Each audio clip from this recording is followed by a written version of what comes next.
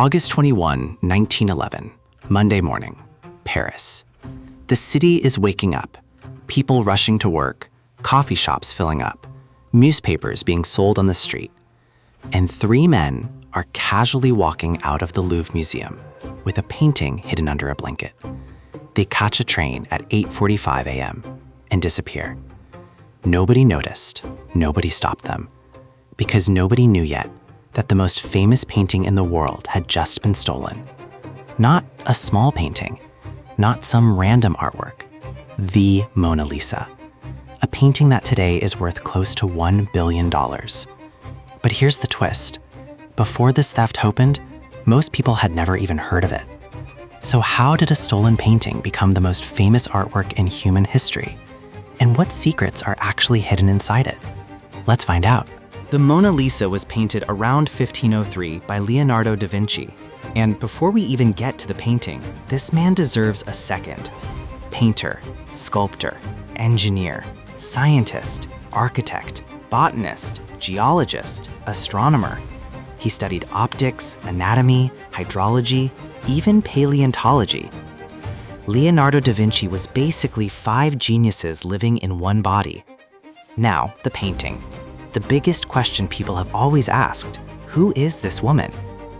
In 1550, an Italian artist named Giorgio Vasari wrote Da Vinci's biography and gave us the first answer. He said her name was Lisa Gherardini, a woman from Florence married to a silk merchant named Francesco Giocondo. And that's actually where both names of this painting come from. Mona Lisa, Mona comes from Madonna, an Italian word meaning madam or lady, so Mona Lisa simply means Lady Lisa. La Gioconda, after marriage, Lisa became Lisa Giocondo, and in Italian, Giocondo means light-hearted, joyful, cheerful, which is interesting because Mona Lisa is literally world famous for her smile. In French, the same painting is called La Joconde, so next time you visit the Louvre, that's the name you'll see on the wall. Now, obviously, people didn't just accept this answer. Some said the woman was Da Vinci's mother. Some said she was an Italian queen. The most wild theory? An artist named Lillian Schwartz claimed in 1987 that this is actually a self-portrait of Da Vinci himself, that he imagined how he would look as a woman and painted it. She even used digital tools to overlay their faces. But today, we can say with real confidence, the woman is Lisa Giocondo. A professor in Florence spent 25 years researching this. He found marriage records showing Lisa married Francesco on March 5, 1495, when she was just 16 years old. He found that Leonardo's father and Lisa's husband knew each other well, and he even found a likely reason why the painting was commissioned. Either they bought a new house in 1503, or their second son was born in late 1502. There's also a heartbreaking detail. Look closely at the painting. Lisa has a thin veil over her hair. Many historians call it a mourning veil, because just 3 years before this painting was made, Lisa had lost her daughter. If Da Vinci was Italian and Lisa was Italian, why is this painting sitting in Paris? In 1516, the King of France, Francis I, personally invited Leonardo da Vinci to come live in France. Da Vinci accepted, and he took the Mona Lisa with him. Here's the fascinating part. Historical records suggest that even after 15 years of working on it, Da Vinci had still not finished the painting. He kept going back to it, refining it, changing small things. He died in 1519 in the French palace. The king kept the painting. It stayed in royal collections for about 150 years. Then, in 1797, after the French Revolution, it was moved to the Louvre Museum. And that's exactly why an Italian nationalist named Vincenzo Peruggia decided to steal it in 1911. He genuinely believed it belonged back in Italy. Okay, now let's talk about what actually makes this painting special, because it's not just fame. There's genuine technical brilliance here. First, the material. It wasn't painted on canvas or paper. It was painted on poplar wood, the favorite surface of Italian painters at the time. Second, the size. This painting is shockingly small, just 77 centimeters by 53 centimeters, smaller than your average TV screen. When people see it at the Louvre for the first time, their most common reaction is, wait, that's it? Third, the composition. In 1503, this was revolutionary. A half-length portrait showing the subject this close, this personal, Nobody was doing that. Today, every photographer does it without thinking. Back then, it was completely new. Now, the smile. This is where Da Vinci's obsession becomes almost disturbing.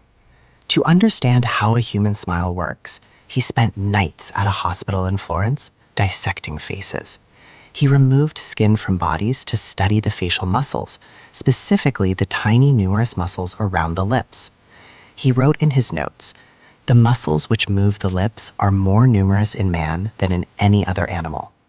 He even studied horses, comparing human expressions to animal expressions to understand the mechanics of a smile. And then he did research on optics. He discovered that the center of our retina, called the fovea, picks up fine detail, but the outer parts of the retina pick up shadows and contrast more. So he designed the smile to work differently depending on where you look. Look directly at her smile and it almost disappears. The central line of her lips is nearly flat. Look at her eyes or the background, your peripheral vision catches the shadows he painted around her mouth, and suddenly she looks like she's smiling again. This is the trick. The smile exists most clearly when you're not looking at it. He spent more time perfecting this single expression than most artists spend on entire careers. The technique he used is called sfumato, a blending method where there are no hard outlines. Mona Lisa's hair merges softly into the background. The edges of her face blur into the landscape. Nothing is sharp. Everything flows. Here's something most people don't know. There are two Mona Lisas. In 1504, another legendary artist, Raphael, made a sketch that looks like the Mona Lisa, but with two columns visible behind her. For a long time, people assumed Raphael was just copying Da Vinci's painting. But a German art historian in 1993 proved that couldn't be the full story. And Professor Palanti, the same researcher who confirmed Lisa's identity, discovered that Raphael actually lived directly across the street from the Giocondo family in Florence. So Raphael may have seen a different Mona Lisa, one that no longer existed publicly. That second version was revealed in 1914. A man named John R. Eyre, living near London, had it. This painting, now called the Isleworth Mona Lisa, is 3.5 inches taller and 5 inches wider than the Louvre version. The woman looks noticeably younger. Her head is slightly tilted forward.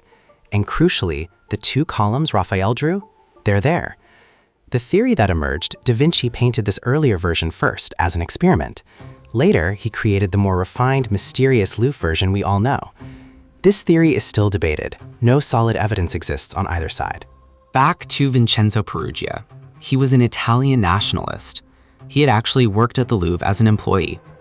On the night of August 20, 1911, he hid inside the museum and waited. The next morning, he simply walked out with the painting wrapped in a blanket, caught the 8:45 a.m. train, and was gone.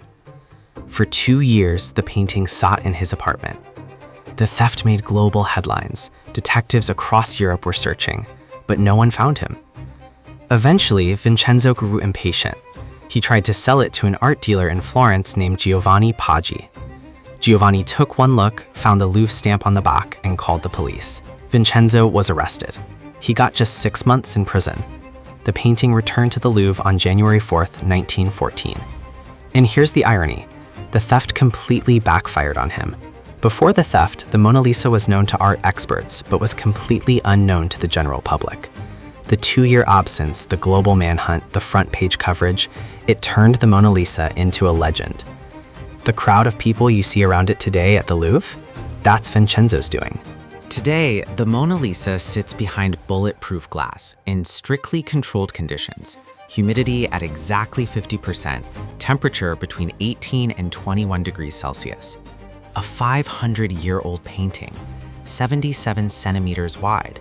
Famous because of a theft, iconic because of a smile no one can quite explain.